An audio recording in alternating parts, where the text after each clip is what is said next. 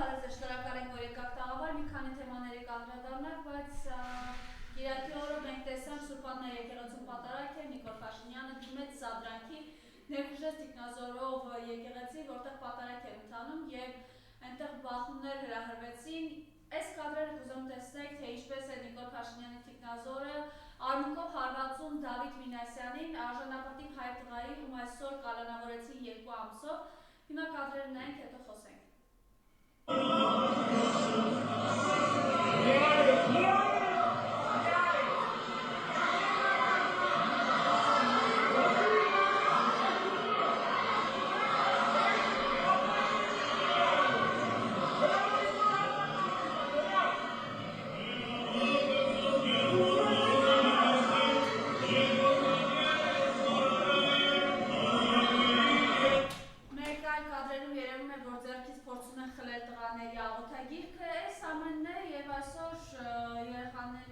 Դավիթի ճակատագիրը այսպես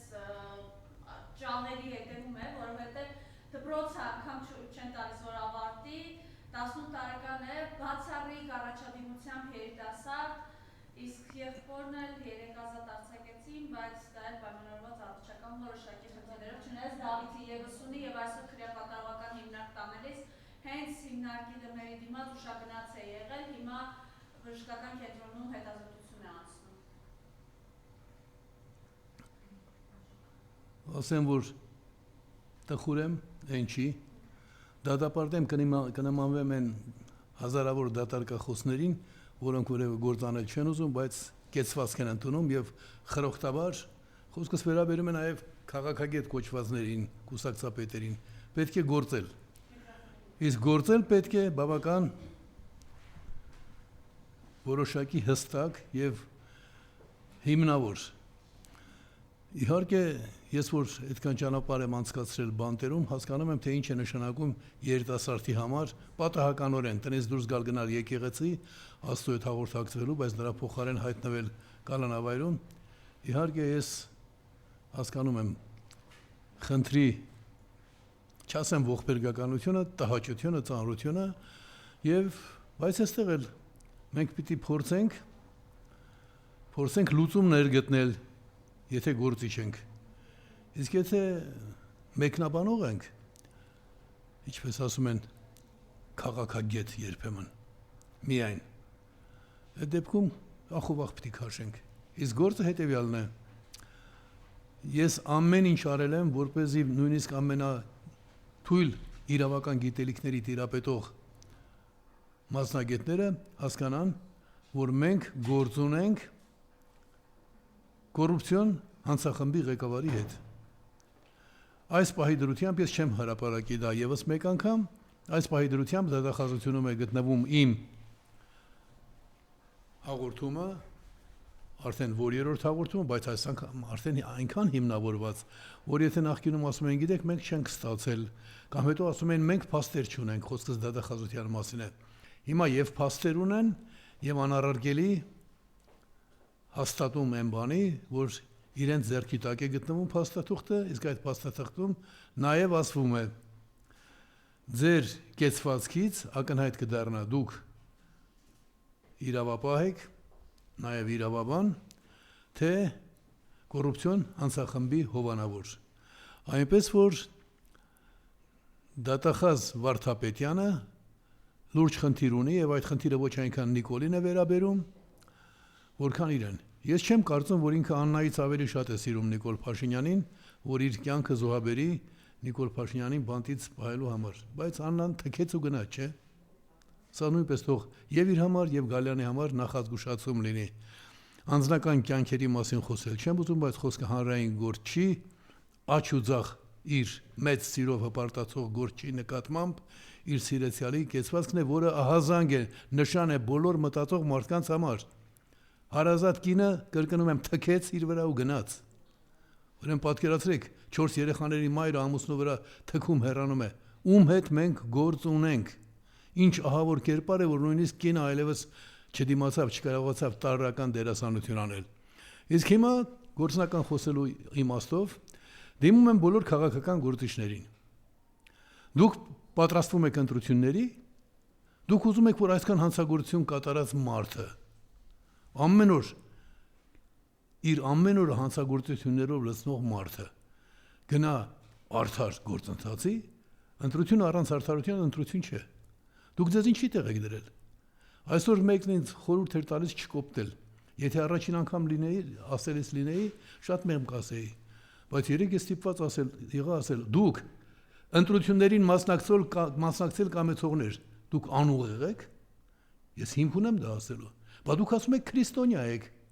Քրիստոսը չի ասել՝ մի մտածիր վաղվա օրվա մասին։ Չի ասել այսօր զբաղվեք։ Այսօր կատարեք ձեր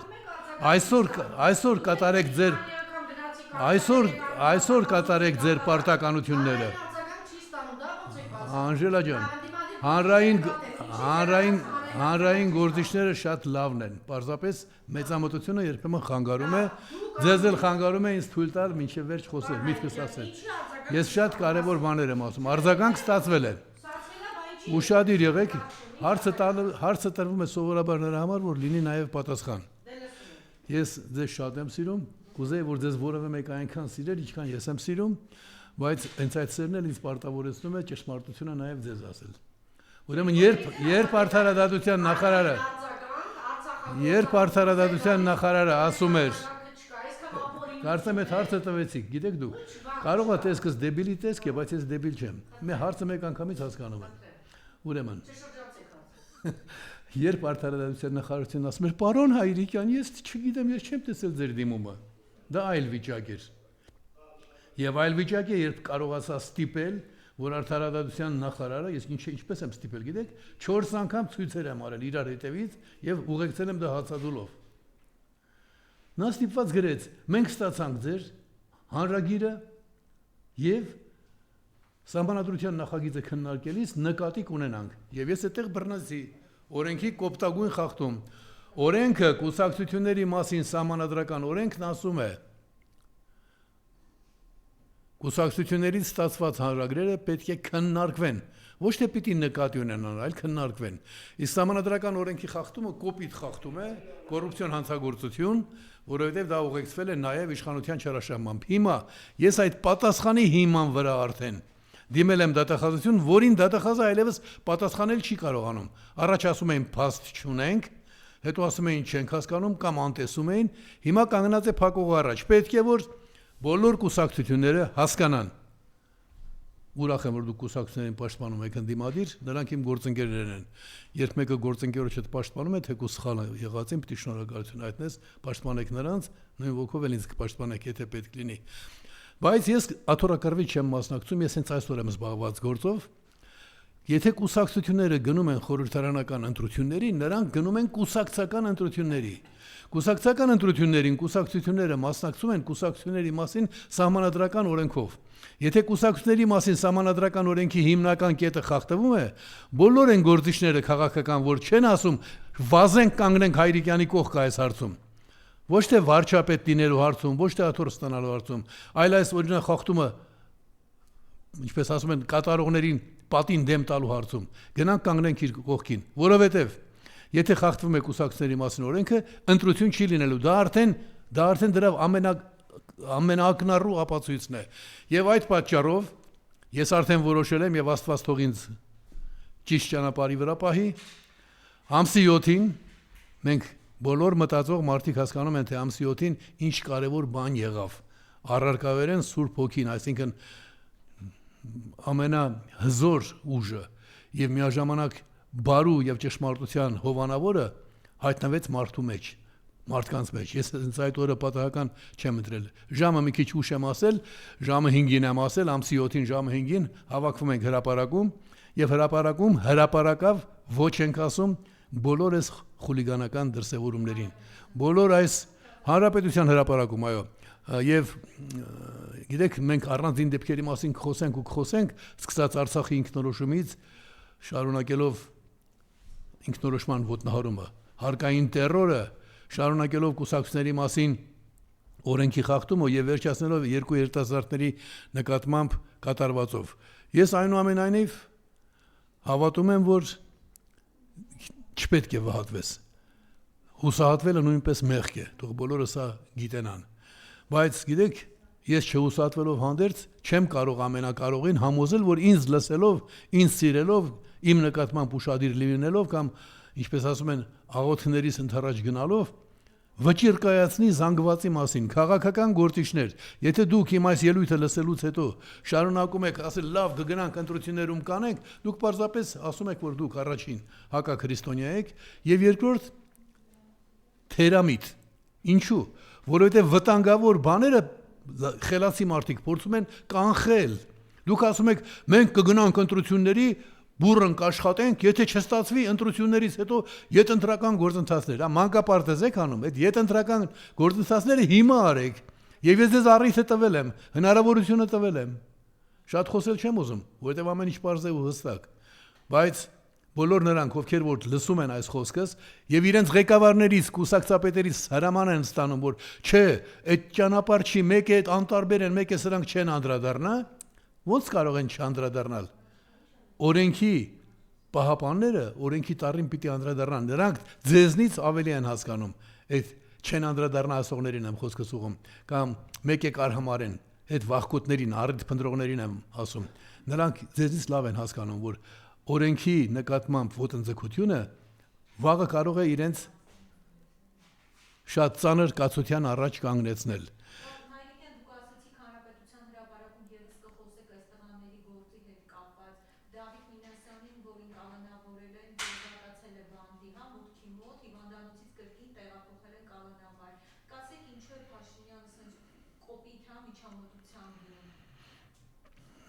Մի այսպեսի նրբերանգ կա։ Մենք այսօր երեք այդ լուրը լսեցինք եւ այսօր այդ լուրը փորձում ենք մեկնաբանել տարբեր տեսանկյուններից եւ փորձել հասկանալ, թե մեծ հանցագործություն կատարած մարդը ինչու է նաեւ այդ հանցագործությունների ոգով շարունակում գործել։ Քանի նա չի արժանացել համապատասխան գնահատականի նաեւ հանրության կողմից։ Ախր մարդկանց մի զգալի մաս ասում է, որ այս բանը պետք է դատապարտենք, տանենք դատարան, բայց դատարան տանելուց կա հանրային կարծիքի գնահատական։ Այս բոլոր եղածի մասին ես հնարավորություն եմ տալիս 6 օր հետո հավաքվել հանրապետության հրապարակում եւ դատարանից առաջ ասել խոսքը, թող ամեն քաղաքացի իրեն պատկերացնի երթվյալ ատենակալ։ Սրանք իրենց այս նոր նախաձեռնության մեջ սահմանադրական ուզում են վերադառնալ, որ նախկինում դա եղել է, հետո հանվել է։ Հայաստանի համար դա գործնական չէր համարվում։ Քաղաքացիները մասնակցում էին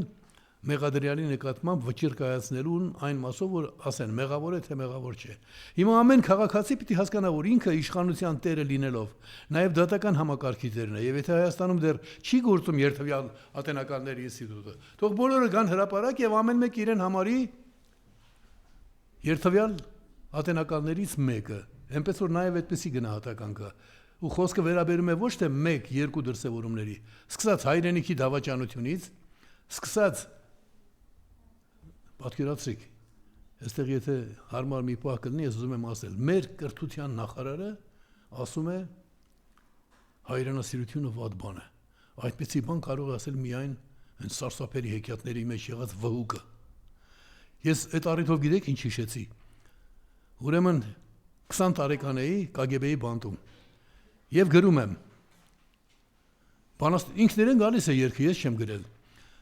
Հայ ենք մենք, հայ, լինենք զինվոր երկրին պաշտպան, շարունակության մեջ։ Հայ ենք մենք, անպարտ ենք մենք, մեր թշնամիած, այդ անպարտելի հասկացությունը շատ այն ժամանակ ես չէի հասկանում ինչ եմ գրում։ Նույն KGB-ի բանտում 4 տարի անց, արդեն 25 տարեկան հասակում գրում եմ. հայրենյաց սուրբ սիրով մենք վեհանանք, Հայաստանն ազատենք։ Ամսի 7-ին մեր հրապարակում հրաշք է կատարվելու։ Տեսեք, հայրենյաց սուրբ սիրով մենք վեհանանք։ Ես այդ երգը դարձել է անկախականների օրհներգը եւ մի ամբողջ սերունդ այդ երգին հետևելով հասել է պետականության վերականգնման։ Դրա շնորհիվ է, որ մենք այսօր միջազգային իրավունքի ենթակա ենք եւ դեռ կարող ենք իրավիճակ փոխել։ Իսկ մենք ոչ միայն կարող ենք իրավիճակ փոխել, ամեն բացասական բան աշխարհում սկսվեց հայերով, հիշեք։ Ոչ թե հայերի պատճառով, այլ հայերի հետ կապված։ Արցախի ինքնորոշման ոտնահարումից հետո սկսվեց ռուս-ուկրաինական պատերազմը։ Անմիջական կապ կա, որովհետև աշխարհում Ալիևի խոսքերը լսեցին, ասին, հա, ճիշտ է ասում, նոր ժամանակներ են եկել, հարցերը կարելի է ուժով լուծել։ Հիմա եկել է մեկ այլ ժամանակ, Իրան-Ամերիկա բախումները։ Ով է մեղավոր առաջին, ով ցեց, ով էր հիմնապատճառ, դրանք թողնում, դա այլ հարց է։ Ես սկզբունքային բանի մասին եմ խոսում, ու հանկարծ մեր երեխաները լսում են։ Այն որ Հայրիկյանն ասում էր հայրենյաց սուրբ սիրով մենք վեհանանք, այդ բանը չկա, հայրենյաց սուրբ սիրով դուք կարող եք ստորանալ։ Չեմ ուզում շատ անձնականի մոտենալ, բայց վայ երանեք քեզ Պետրոս։ Պետրոս էր, չէ՞, այդ մշակույթի նախարարի ամուսնու անունը։ Այդպիսի մարդու կողքին ապրել, այդ Իրանք շատ նման են իրար։ երևի իրար նման է, սարսափելի է սա։ Այս բոլորը վատ զարգացումներ են ունենալու եւ երեկվա այդ երիտասարդների ընդվզումը ցույց է տալիս, որ այս ազգի մեջ առողջ ազնիվ արդարամիտ կեցվածքը մեռած չի։ Իսկ դե հիմա տեսեք, ինչ որ անում են, դա պայքարի արձագանքն է։ Ի վերջո Նիկոլի այնտեղ գնալը սադրանք էր։ Մարդ, որը քաղաքացիներին 100,000-ավոր մարդկանց դիմելով ասել է պիղծ արարածներ, երբ ասում էր Հայաստանի հպարտ քաղաքացիներ, դա նշանակում էր Հայաստանի պիղծ արարածներ։ Այդ մարդը խոսում է այսօր քրիստոնեական արժեքներից եւ գնում առաջ։ Ես ոչ միայն բողոք արտահայտելու համար եմ հրավիրում մարդկանց ամսի 7-ին Սուրբ Հոգու երկիր իջնելու, հատուկ առաքելությամբ իջնելու եւ մեր կողմից ազգովի որպես տոն ընկալելու օրը, այլ այդ օրը ոչ միայն հրաշք է կատարվելու, այլ այդ օրը սկսելու է մեր վերածնունդը եւ բոլոր նրանք, ովքեր որ շատ են ուզում հայրենիքում ինչ-որ բան փոխելու, կուսակցություններ են ստեղծում, թիմեր են կազմում, գնալու են ընտրությունների, թող մտածեն խելոք զորավարը, խելոք ռազմագետը, ոչ թե հանցագործությունը կատարվում է, հետո ինքը հետևանք է վերացնում, այլ թույլ չի տալիս, որ հանցագործություն կատարվի։ Այսօր հանցագործություն է կատարվում, պատկերացնում եք, այսօր հայ ժողովրդի նկատմամբ ամենաթշնամական վերաբերմունքն է դրսևորում, սրանք ասում են, ոչինչ, սպասենք, կգնանք ընտրության, դուք ինչ համոզում, որտեղից գիտեք, որ Լիբանանի նման ընտրությունները չեն հետաձգվելու, օրինակ եմ ասում։ Եվ ով է իրավունք տվել մեզ, հիմա կավարտեմ Անժելա ջան մի րոպե, ով է իրավունք տվել մեզ թողնելու նախաձեռնությունը, մեկին ճանաչել թշնամի եւ գնալ նրա կանոններով խաղալ, այսինքն նախաձեռնությունը տալ հակառակորդին, լսում եմ։ Այսպիսի քայլեր, որ ինքը անում է, տեսեք շատ ակտիվ մտել է ժողովրդի մեջ, իհարկե միտեղ տեսա վստահ եմ, որ ծանոթ եք Արցախցին երիտասարդ կնոջ հերոսի դստեր պատասխանը, հա, որ հիմա կասեք երեխա հետ էր մատեր թավ տալիս։ Ինչու է ինքը այսպիսի քայլեր դիմում, ինքը ակնհայտ գրում է ինչ-որ մի բան, ինչն է պատճառը։ Ուրիշ անգամներ եղել են այդպիսի հարցեր, ես ասել եմ, որ ամեն ինչին զուգահեռ նա կամենում է մարդկանց ուշադրությունը ամենակարևորից շեղել եւ իրեն դա հաջողվել է, ինչու ասեմ, տեսեք։ Հետաքրքիր է, որ 100 անգամ սա ասել եմ, բայց երևի ինչպես անկախություն թերթնել 100 համար պիտի տպվեր, որ վերջապես մարդիկ դառնային անկախական, նույնն էլ սա։ Ցանկացած ժողովրդի համար հիմնական խնդիրը հիմնական օրենքն է։ Հիմնական օրենքի առումով 3 վերջացավ ժամկետը։ Մարտ ամսին պետք է հրապարակվեր սահմանադրության նախագիծը։ Մի 10 անգամ Գալյանն է ասել դրա մասին։ Հիմա ինչ որ կտորներ են ասպարեզ նետել։ Էլի խափեցին։ Բայց ինչի պիտի միայն ես խոսեմ դրա մասին։ Ինչի մեր պարլամենտական են 100 падգամավորներից գոնե 20-ը երբեք չասեցին այն բանի մասին, որ Հայրիկյանը ձեզ նախագիծ է տվել։ Արա չեք համաչում դուք։ Դուք նամուս չունեք։ Ձեր անկախության պայքարի առաջնորդը այդ հանձնաժողովին նախագիծ է տվել 10 անգամ։ 10-րդ անգամ արդեն ստիպված են լինում ընդունել, մի կերպ ասում են մենք նկատի կունենանք, նկատի չեն ունենում։ Ու այդ падգամավոր կոչվածները, եթե դուք ինձ չեք ներկայացնում 1%-ով, ում եք ներկայացնում։ Պարգևավճարով ձեզ էլ կուլ տվեցին։ Սա է վիճակը։ Մեր քաղաքական գործիչները զբաղված են աթոռասատկած կռվով։ Աթոռը եք ուզում գայեք հետս նստեիք բանտերում։ Գաղափարի համար, ազատության համար, ուր էիք այն ժամանակ։ Երիտասարդներին չի վերաբերում խոսքս։ Կարող է նրանց մեջ լինեն մարդիկ, որ ինձ էլ կանցնեն։ Բայց այսօր ամենահիմնական հարցը անտեսում են եւ Նիկոլը մեծ հաճույքով այդպեսի բաներ է գցում մեջտեղ։ Միաժամանակ իր ռազմավարական ճակերտավոր է։ Մի մարդ, որ օգտագործում է ռազմավարություններ, նկատել եք, որ խոսում է, ասում են մեր ռազմավարությունները, այ փոքրիկ, ռազմավարությունը լինում է մի հատ։ Ծրագրերն են լինում շատ, մարտավարական քայլերն են լինում շատ։ Այսինքն ամեն հարցում այն բթամտության խորհրդանիշ է։ Բայց այդտեղ տեսեք, ամենակարևոր բանը, որ ես ասում էի, կարգին գործիչը ոչ թե ասում է, այսպես անենք, եթե ված ստացվի, հետո այս ինչ բանը կանենք։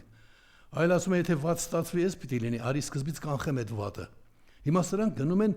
ընտրությանը, յետընտրական գործունեություններին պիտի մասնակցենք բուրըն կերպով։ Այդ որ յետընտրական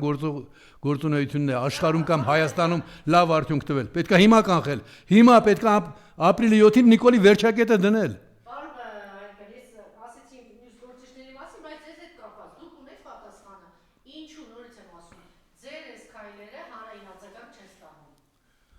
Այդ հարցին կարելի է պատասխանել, որովհետև եթե խոսում ենք իրավապահների մասին, իրավապահները հարցը տվեցիք, չի Անժելա ջան։ Հա, հիմա ես էլ պատասխանն եմ տալիս։ Ուրեմն երբ ասում եք իշխանական համակարգի մարդիկ, դա հասկանալի է, հրաման էին ստանում։ Հրամայված էր չհասկանալ։ Երբ խոսենք նաև գործակալների մասին, գործակալներն էլ հրաման են ստանում տարբեր։ Ինչ է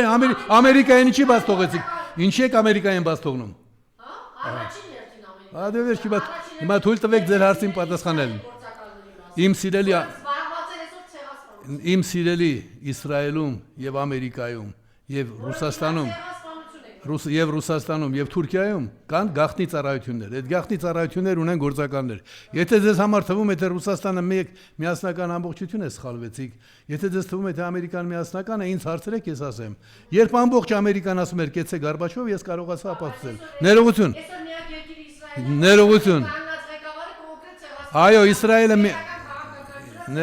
Իսրայելը միակ երկիրն է, որին արդեն տասնյակ տարիներ սպառնում են երկրի երեսի ջնջել։ Որ Նիկոլ Փաշինյանը հաճույքով լսեց արևմտյան Ադրբեջան տերմինը եւ դուք նրա հետ միասին լռեցիք, դա նշանակում է դուք ընդառաջեցիք։ Ուրեմն բայց ես եկել եմ հարցազրույցի, սիրելի Անժելա։ Ես եկել եմ հարցազրույցի ոչ բանավեճի ձեզ հետ։ Ձեր հետ հաճույքով կբանավիճեմ, որովհետեւ ձեզ սիրում եմ եւ կասեմ ճշմարտություններ։ Ուրեմն մենք խոսում ենք մեր անելիքների մասին։